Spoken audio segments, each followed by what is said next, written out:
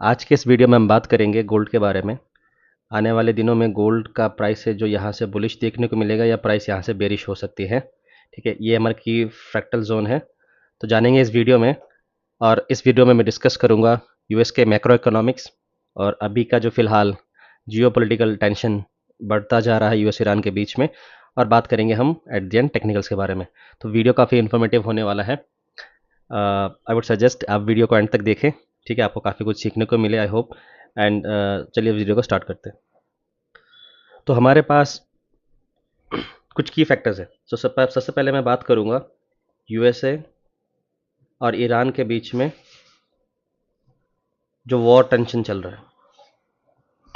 Diplomacy के बारे में बात करूँ अगर मैं, तो डिप्लोमेटिकली दोनों ही आपसे आपस में सामने सामने बैठ के डिस्कशन कर रहे हैं और एक मिटिगेशन और एक कहीं ना कहीं कॉम्प्रोमाइज़ की बात कर रहे हैं। लेकिन अगर हम बैटलफील्ड में देखें या अगर हम रियल वर्ल्ड में देखें तो यूएस जो है अपने ट्रूप्स हैविली ईरान के आसपास डिप्लॉय कर रहा है। वो अपने वॉरशिप्स मेडिटेरेनियन सी में भेज रहा है ताकि ईरान को कैसे स्ट्रेटेजिकली अटैक किया जाए।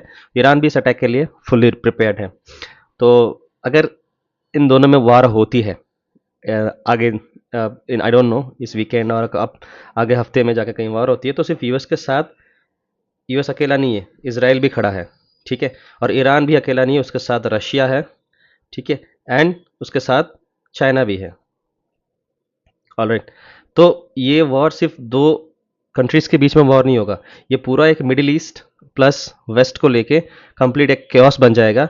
और जो ट्रेड रूट है मेडिटेरेनियन सी के आसपास यूएस ईरान के बीच में, जो एक नैरो पैसेज है, ईरान कह रहा है मैं उसको ब्लॉक कर दूंगा, जो कि है वर्ल्ड वाइड, जहाँ से ट्रेड क्रूड ऑयल जो ट्रेड होता है उसको मैं ब्लॉक कर दूंगा।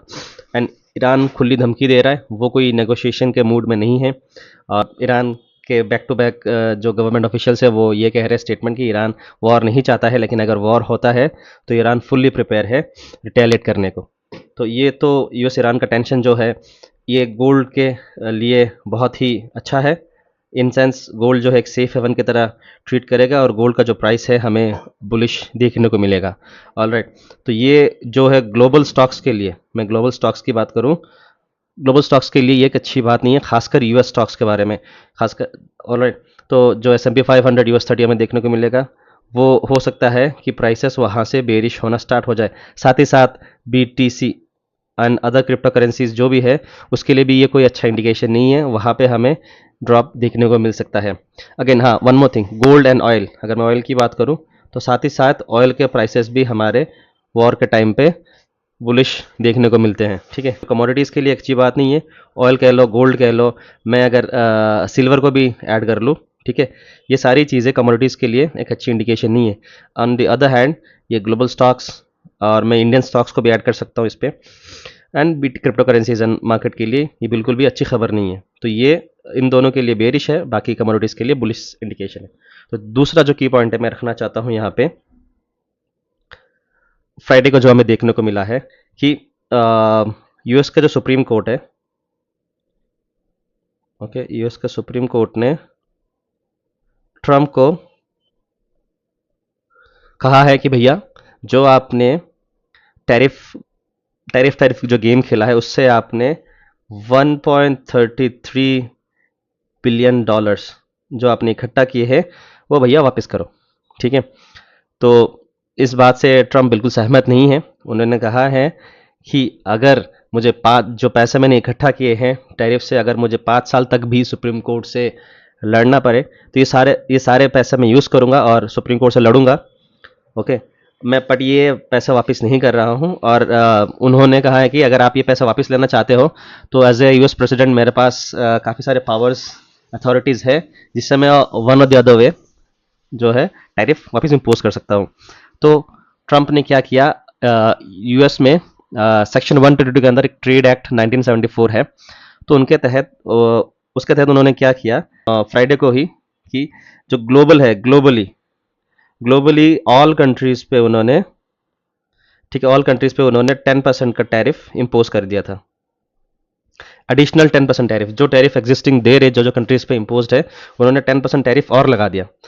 फिर सैटरडे को नहीं रियलाइज़ हुआ कि ये जो एक्ट है 1974 वाला, ये कहता है कि मैक्स टू मैक्स हम क्या कर सकते हैं, 15% टैरिफ उस पर इम्पोज कर सकते हैं। तो उन्होंने सोचा कि मैं 10% पे क्यों रुकूँ, क्यों ना मैं इसको 15% पे कर दूँ।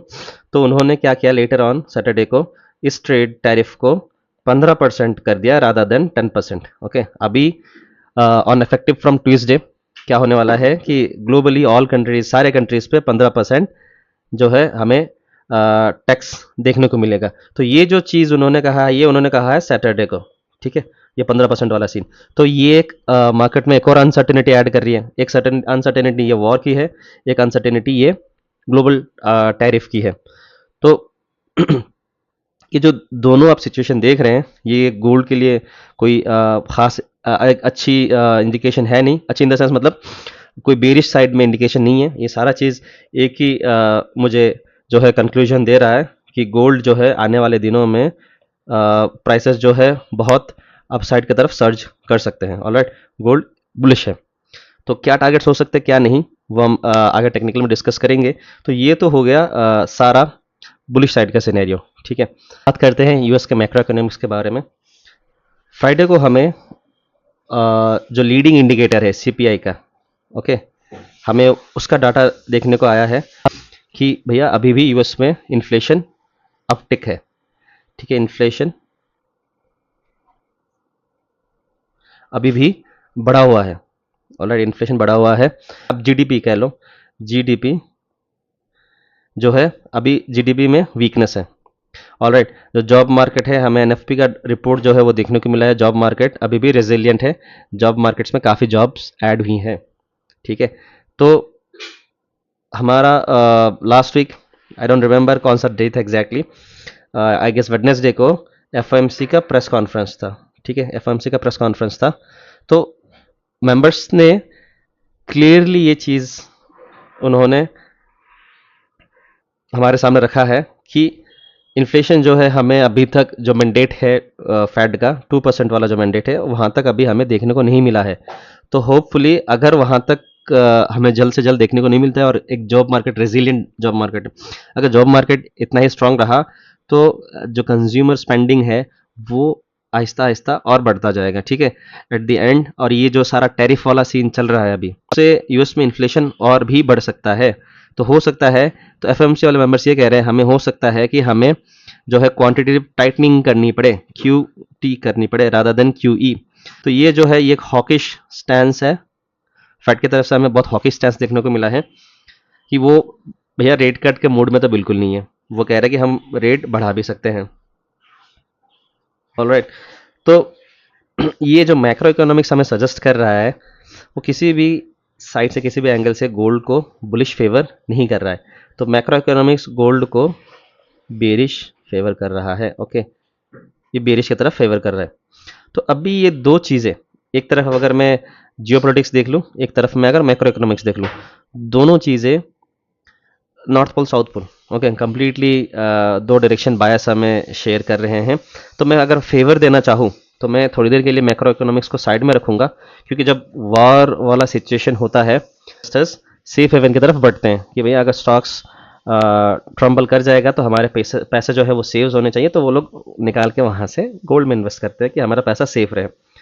सेफ हेवन के डिमांड के चलते गोल्ड सिल्वर का प्राइस ज़बरदस्त बुलिश जा सकता है नेक्स्ट वीक। यूएस ने 15 दिन का टाइम दिया है ईरान को कि डील साइन कर ले। डील साइन हो जाता है तो एक नेगोशिएशन हो जाएगा, वॉर रुक जाएगी। अगर डील साइन नहीं होता है और कभी भी ट्रम्प साहब का अगर डिसीजन चेंज हो जाता है, वो अटैक कर देते हैं पहले ही, तो चीज़ थोड़ी ख़राब हो जाएगी। अदर देन दैट दूसरे पिक्चर पे हमारा जो मैक्रो इकोनॉमिक्स है वो गोल्ड को बेरी सपोर्ट कर रहा है, ठीक है। अब बात करेंगे हम टेक्निकल्स के बारे में। अभी मैं आपके सामने टेक्निकल्स को ब्रेक डाउन करूँगा। ये चार्ट ऑलरेडी मैंने फ्राइडे को अपने फ्री वाले टेलीग्राम चैनल पे शेयर करके रखा हुआ है। तो ये यहाँ पे प्रीटी सिंपल एक्सप्लेन है सब कुछ। ये हमारा की रेसिस्टेंस जोन है, फ्रैक्टल जोन है। यहाँ पे जो स्ट्रक्चर है यहाँ पे ब्रेक हुआ था लास्ट टाइम। ये इस डिमांड कैंडल पे जो हमें डिमांड देखने को मिली थी उसका ब्रेक हुआ और उसी के रिटेस्ट पे, उसी कैंडल के रिटेस्ट पे मैं अगर इस कैंडल को मार्क करूँ, आप देख सकते हैं ये जो डिमांड कैंडल था, इस डिमांड कैंडल के ब्रेकआउट टाइम एक बहुत स्ट्रॉन्ग मूव देखने को मिला। एंड देन वंस उसका जब ब्रेकआउट हुआ था, ये रिटेस्ट हुआ, ब्रेकआउट होने के बाद मैं इसको यहाँ पे ड्रॉ करता रहता हूँ, ये रिटेस्ट हुआ यहाँ पे हमें देखने को मिला, एंड देन उसके रिटेस्ट पे सेल, देन बियरिश। ओके, ये काफ़ी स्ट्रॉन्ग फ्रैक्टल जोन है। इस जोन को मैंने प्रिसाइजली 2 लाइंस पे मार्क करके रखा हुआ है। प्राइसेस अगर इस फ्रैक्टल जोन को ब्रेक करती है तो यहाँ पे हमें एक इंड्यूसमेंट देखने को मिला है फ्राइडे को, ठीक है। अगर ये इंड्यूसमेंट होता है रियली तो, और हमें यहाँ पे मार्केट स्ट्रक्चर शिफ्ट देखने को मिलता है मंडे को, ठीक, क्लियर स्ट्रक्चर शिफ्ट देखने को मिलता है पुल बैक पे। ये जो सारे फ्लिप जोन है, अगर यहाँ पे कोई पुल बैक मिले या इस की फ्रैक्टल जोन पे हमें कोई रिटेस्ट मिले, ठीक है, अगर बेरिश होता है तो देन हो सकता है कि प्राइस हमें ऑल टाइम हाई की तरफ दोबारा देखने को मिले। यहाँ के रिटेस्ट पे भी हमें ऑल टाइम हाई नहीं तो एटलीस्ट इस एरिया को वो ज़रूर टेस्ट करेगा। 5300 का जो है ये वाला कैंडल है, इस कैंडल के एरिया को दोबारा रिटेस्ट प्राइस इजीली कर सकता है। ये 5300 के अप्रॉक्स बन रहा है, एंड जो नेक्स्ट टारगेट होगा वो ऑल टाइम हाइस की तरफ होगा। मे बी अगर वॉर डिक्लेयर हो जाती है तो प्राइस इस हाई को ब्रेक कर देता है अगर डेली टाइम फ्रेम में या वीकली टाइम फ्रेम में, तो 6000 का जो टारगेट है उसके तरफ गोल्ड इजीली बढ़ सकता है, ठीक है। तो बात ये होगी कि अगर वॉर होता है तो इफ़ देन ये सिचुएशन है। अगर नहीं होता है, कोई नेगोशिएशन हो जाती है या ट्रंप अपना स्टेटमेंट चेंज कर देते हैं, ठीक है, तो इमीडिएटली हमें गोल्ड में एक डाउन मूव यहाँ से शार्प देखने को मिल सकता है, क्योंकि जो सेफ हेवन डिमांड था सडनली वो हमें ड्रॉप देखने को मिलेगा, क्योंकि भैया ग्लोबल मार्केट पे ग्लोबल जो पॉलिटिक्स है उस पर हमें टेंशन देखने को नहीं मिल रही है, ठीक है। दूसरी बात जो मैंने आपको एक्सप्लेन किया था मैक्रो इकोनॉमिक्स के बारे में, तो मैक्रो इकोनॉमिक्स गोल्ड के बेरिश फेवर में ही है। तो दूसरा वाला जो हमारा केस है वो यहाँ पे एक्टिव हो जाएगा, और वो अगर प्ले करता है तो गोल्ड हमें यहाँ से हो सकता है ये जो हाइज़ है एक फेक ब्रेकआउट दे के, अगर वॉर नहीं छिड़ती है, फेक ब्रेकआउट दे के दोबारा ब्रेक इन, एंड देन मैं यहाँ पे पोटेंशियल देखूंगा कि प्राइस यहाँ पे कंसोलिडेट करती है या नहीं। देन अगर ये स्ट्रक्चर ब्रेक करती है, ठीक है, स्ट्रक्चर के ब्रेक पे ये कंफर्म हो जाएगा, एंड देन पुल बैक पे हम इसको ईजिली इसको बेरी साइड पे देख सकते हैं। जो पहला टारगेट होगा ये वाला होगा, ऑलराइट, और जो दूसरा टारगेट होगा वो ये की लो होगा जो यहाँ पे इसने लो लगाया था last month. Okay, and then इसको हम फाइनली टारगेट कर सकते हैं अगर मैं बिगर टाइम फ्रेम में जाऊँ। में इसको देखते हैं तो अगर प्राइस किसी वीकली स्ट्रक्चर में यहाँ से बेरिश फ्लिप होके पुल बैक पे अगर इसको ब्रेक कर देती है, ओके, ब्रेक कर देती है, एंड इसको रिटेस्ट यहाँ कहीं मिल जाता है हमें, यहाँ का जो मैं ब्रेक की बात कर रहा हूँ वो at least minimum daily time frame में होना चाहिए, ठीक है। तो हमें प्राइसेस जो है धीरे धीरे ये टारगेट एंड देन इसके ब्रेकआउट पे ये टारगेट पे हमें गोल्ड जो है इजीली देखने को मिल सकता है। तो ये सारे सिनेरियोज मैंने आपके सामने रख दिए हैं, ठीक है। सिचुएशन को देख के एनालाइज करके और मार्केट डायनामिक्स को समझते हुए हम ट्रेड लेंगे। हमारे पास जो ट्रेड प्लान है या मैप कह लें, एग्जीक्यूशन मैप रेडी है हमारे पास। तो जैसे जैसे सिचुएशन डेवलप होता है उसको देखते हुए हमने अपना जो प्लानिंग किया है उसके रिगार्डिंग एग्जीक्यूशन करना है। And that's it guys, I hope you enjoyed this video काफ़ी लंबी हो गई होगी। मिलते हैं किसी अगले वीडियो में। Take care and have a good day.